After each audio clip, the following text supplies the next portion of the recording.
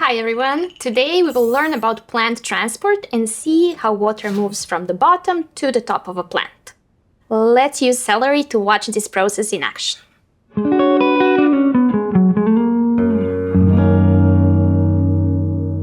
You will only need a few things: fresh celery with leaves, a cup of water, food coloring, red and blue works the best, and scissors.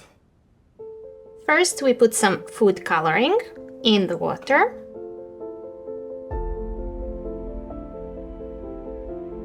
Then we cut the bottom of the celery so it can absorb water more easily. And finally, we put celery stalks in the water and wait for 24 hours.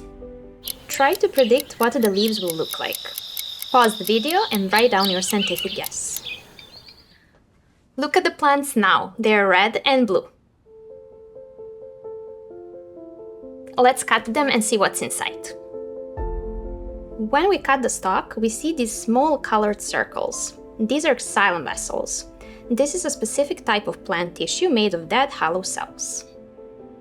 To understand how water moves up against the gravity, we look at three scientific forces.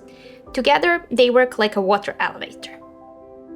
Plants have these tiny holes in their leaves called stomata. Water evaporates out of these holes into the air. When water leaves the top of the plant, it creates a pull or a negative pressure. This is the engine that starts the movement of water from the bottom to the top. Water molecules are like tiny magnets. They stick to each other. This is called cohesion. Because they stick together using hydrogen bonds, they form a long unbreakable chain inside a plant. When the transpiration pulls one molecule at the top, the whole chain moves up. Water molecules also stick to the walls of the xylem. This is called adhesion. This stickiness allows the water to climb up the tube and prevents it from falling back down to the roots. And because the xylem tubes are very narrow, these forces of adhesion and cohesion work together to create capillary action. This allows the colored water to climb all the way to the top of the celery, even though gravity is pulling it down. So the celery isn't just soaking up water, it's a complex system of physics and biology. Check your hypothesis and see if you were correct. Thank you for watching and see you next time.